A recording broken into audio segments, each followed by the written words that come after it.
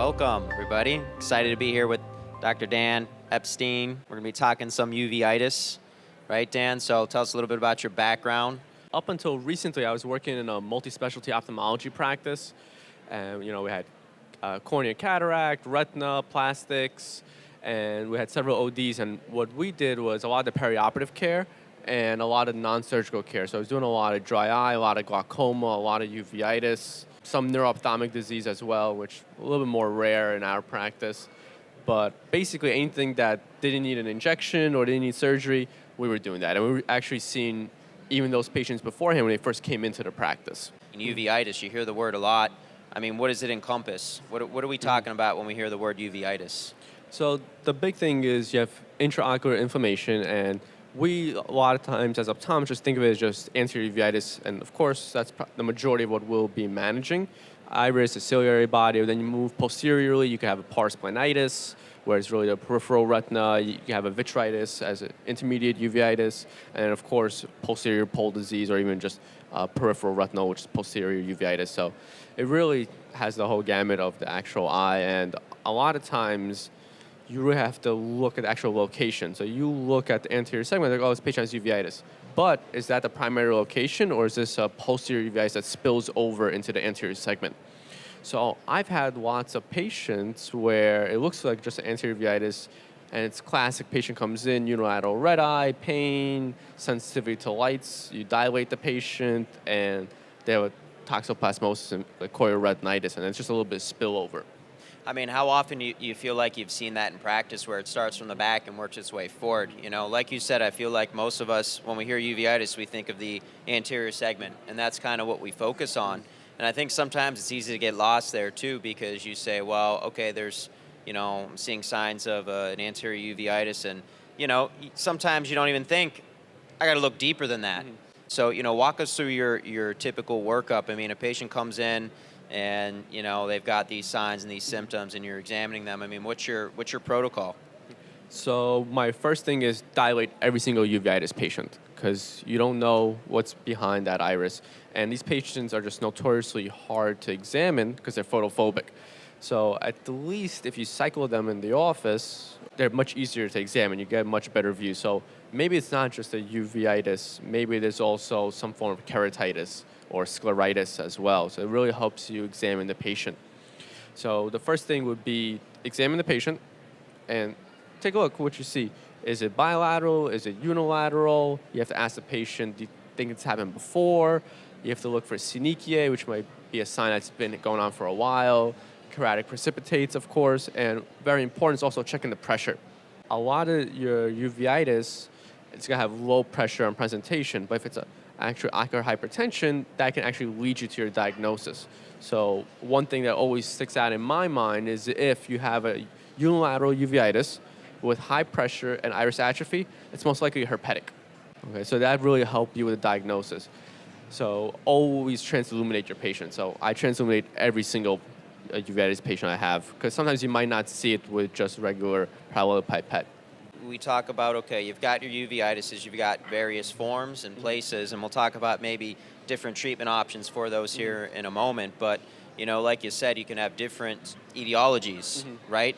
What are the most common etiologies of uveitis, say of the posterior segment, right? Anything in particular that you've seen in practice? So posterior segment, the number one thing is always going to be a toxoplasmosis chorioretinitis. That's going to be the main thing you're looking for. Most uveitis is going to be more anterior. That's lucky for us as optometrists because it's really within our scope, easily treatable, and basically in every single state. As far as posterior uveitis, especially if it's infectious in nature, things get a little bit tougher. Something like toxoplasmosis is more just a clinical examination. They don't really need to do lab work or anything like that, but then you could treat it with oral medications most likely. Otherwise, things like a vasculitis, and I had a patient recently, and we can look at some images where patient actually came in complaining of just bilateral redness that was on and off for years and years. And what ended up happening is this patient actually had a bilateral granulomatous uveitis. Patient was syneched bilaterally, almost 360, and he's had these huge KPs. You can treat it with just aggressive prednisolone acetate, but really you got to look, is there something else going on? So I ended up dilating this patient. They actually had a vasculitis in one eye. At that time, I took some images because the patient was pretty hard to evaluate because he's very photophobic. I know, yeah, I know. There's oftentimes, I've had some patients with uveitis in the practice, and we'll dilate them, we'll try to examine, but it's very tough because they're photophobic. So you try looking with your lights and your lenses, and you have a really hard time. So I know you've used imaging, right? Use a certain type of imaging, ultra wide field imaging, in your practice for a lot of these patients. That's really helped you. Why don't you talk a little bit about that? So for this particular patient, I used the Claris 500 ultra-wide field camera by Zeiss, and it's really, really great camera for several reasons. One, it allows you a great view. So the image we have here is actually a 200-degree image, and this patient was almost impossible to do BIO on. But luckily, with these great images, I was actually able to see that there were 2 areas of vasculitis, and that really changes your management completely. At this point, you're really thinking something systemic, and this patient needs more significant treatment than just topical treatment. The other reason why this is great is because there's really not much distortion, it's true color, and this is what you really would see on BIO. This isn't something that is false color, there's no distortion, you can really see the nerve, there's no papillitis, nothing like that. So not only was it easier on me and the patient, because I was actually able to see something, that it really gave me a great documentation tool.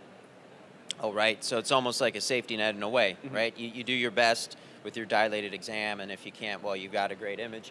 So that's pretty remarkable. So, this particular patient here, like you said, you might start out thinking it's an anterior uveitis, and then you realize, oh, geez, I've got a lot of stuff going on back there, right? So, like you said, your treatment might change. Instead of, ophthalmic drops, steroids to manage the conditions, now you're talking something else, right? Yep. So this particular patient, what was the treatment plan here? And so with this patient, just like with any uveitis patient, you look at the clinical picture, and then you start looking into review of systems. So this patient in particular had an intermittent cough for like 3 years now. He just immigrated here from India, so tuberculosis is sort of endemic there compared to New York City. We don't get too much TB here. Right. So high up on my differential was TB, and you can also think sarcoid as well. So at that point, he really needs a full lab workup and also a chest X-ray. And then what ended up happening, which makes things a little bit harder, which sometimes happens with uveitis, especially uveitis of this level, was not only was his quantiferon gold test positive, but also his ACE was elevated as well, which was test for sarcoid. So at that point, I sent him to PCP to get a full evaluation as well. Yeah. So what are the primary labs that you order anytime you have a patient that presents with a uveitis, either anterior, posterior? What's your typical lab? What does it look like? So I think people who see a lot of uveitis, there's no standard. It really has to go from your clinical exam and your review of systems. So a lot of times you get taught that you need to do CBC, ESR, ANA, all these different tests, but that's just a general sort of inflammatory workup. You really got to tailor it to the patient. So if I have a 12-year-old with bilateral uveitis, it's very different than a 70-year-old with unilateral uveitis, and you got to take that into account. And the big thing is also, where are you geographically? What's going on upstate New York is very different than what's going on in India. So there's could be really no Lyme disease out there, where there could be Lyme disease upstate at much higher rates than, of course, here in New York City. So it's really tailored to that patient, and I would say the big things is always to look for, is it unilateral, is it bilateral, and then the location. Is it anterior, is it intermediate, is it posterior? And then after that, of course, you do your review of systems. Right. Yeah, I know, in school, and, we might have some student listeners here, but, when you're in school, it's, you don't, I feel like, at least I didn't see much of it. So every time there was a patient that kind of came in, whether it was, yours or one of your classmates, it was always kind of all right, everyone, come on in, look at this, look at these cells and these flare, and you're kind of like, you're in there and you're looking, and, your attending is like, okay, you see that? And you're kind of like, oh yeah, I see it, but you don't really see anything, so it's kind of really hard to get comfortable with just examining these patients. I mean, how do you start to get confident with that? I mean, where do you start to learn? What's the best place to really start to grow your skills with managing this condition? So what really helps with uveitis detection is, you have to see the cells and flare. All these post-surgical patients are going to have cells and flare, so it's really easy to see it on those patients. So at my practice, we actually had fourth-year SUNY externs, and they would say, oh, I don't really see the cells and flare, and then they have a one-day cataract post-op, you're going to see it. You see two of those, that's it. You'll never miss again. You sort of have that aha moment. And from then on, it's much easier to see these patients. The thing with the post-surgical uveitis, you sort of know what it should look like. There's a basis. There's not so much variability to it. So that's where it's really easy to start getting comfortable treating intraocular inflammation. And then you can sort of take what you learn from there, which is a little more neatly packaged item, and take it to your other type of uveitis. Yeah, right. So, like you said, you've been taking a lot of images of these particular patients that present with uveitis, and you can see changes posteriorly, right? So, how has that helped in your treatment and management? I mean, it gives you kind of a nice baseline, like you said, and then, what's your typical follow-up from that? I mean, are you taking these images kind of routinely when they present for follow-ups, and, what would you expect to see change in the posterior pool? I mean, whether it's a vasculitis, let's just say, what does it look like from there? So I think the peripheral retina is becoming more and more important in a lot of diseases. So we're looking at the peripheral retina a lot in myopic degeneration. We're looking at in diabetic retinopathy where there's peripheral disease which we haven't really looked at. Same thing is happening in uveitis. So uveitis specialists in particular have been looking at the posterior retina for years and years, and now more recently, maybe in the past 5-6 years, they're looking at the peripheral retina as well. And what's going on there is it's really affecting treatment protocol because usually our endpoint is great vision and the inflammation's gone. But great vision is just that small 0.5% of your retina. A lot of these patients have inflammation peripheral even after the posterior pole disease is gone. So that's why looking at the peripheral retina both with dilated exams and ultra-wide field photography is very, very important.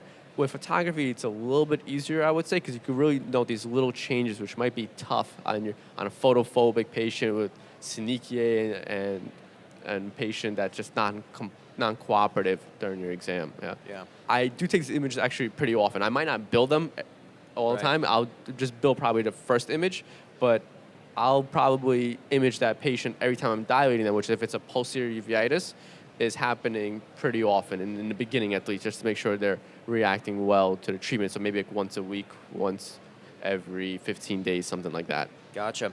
Yeah, I mean, have you run into a case where you've had a patient that's presented with uveitis, let's just say, and you take that image that's kind of allowed you to examine the posterior pole, or the peripheral retina rather, and it's kind of tip you off to something else? I mean, how often do you run into that? Where, like you said, you see that peripheral retina and you say, wait, we've got another problem here, maybe that's what's going on.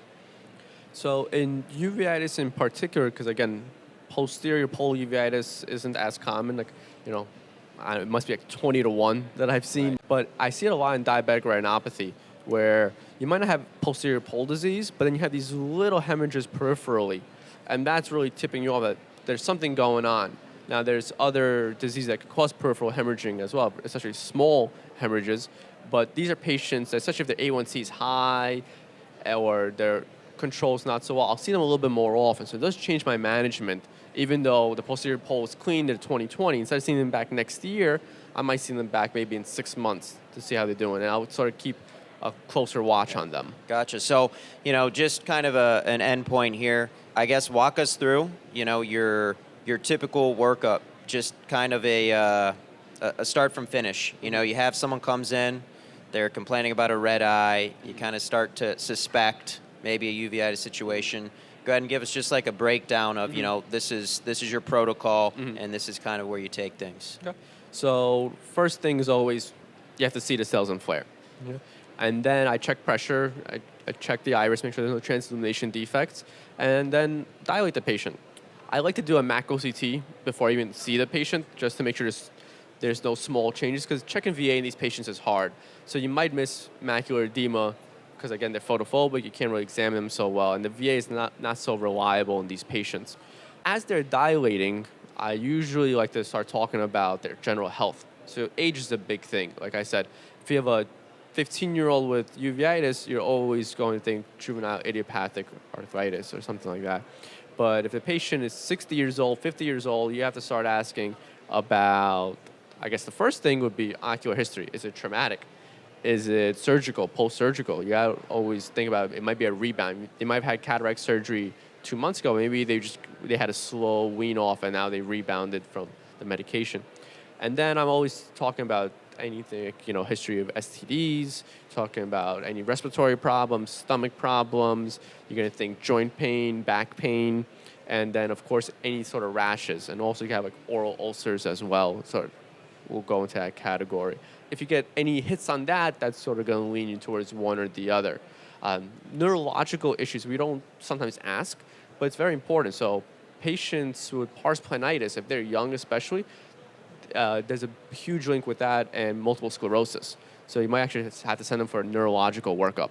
Yeah, that's great. So I guess, if anything, it's a good point that you're not just an eye doctor, you just have to be a doctor. You have to look at everything. Exactly. So it's not just always about the eyes. Mm-hmm. So. Yep, exactly. And, we're always going over medications. I like to ask about medications more than once because sometimes they forget that it's not just eye medications, because things like latanoprost could cause uveitis. And I've had actually two cases. One was anterior uveitis and one was macular edema. So don't forget about the ocular stuff and just the general systemic medications either. Well, thanks for joining us. Thanks for and if having you guys me. have any questions, well, you can always reach out. Dan's an excellent resource. Make sure to use them.